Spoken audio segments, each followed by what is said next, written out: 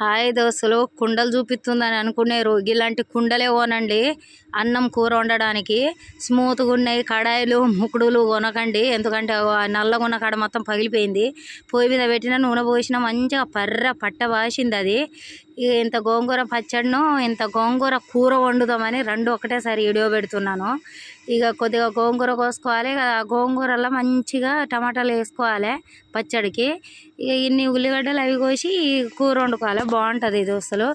ఇక ఇంత జీలకర్ర, ఇంత ఆవాలు, ఇంత ఇక ఎండుమిరపకాయలు, ఇంత పల్లీలు వేసి మంచిగా తాలింపు పెట్టుకున్న దోస్తులు.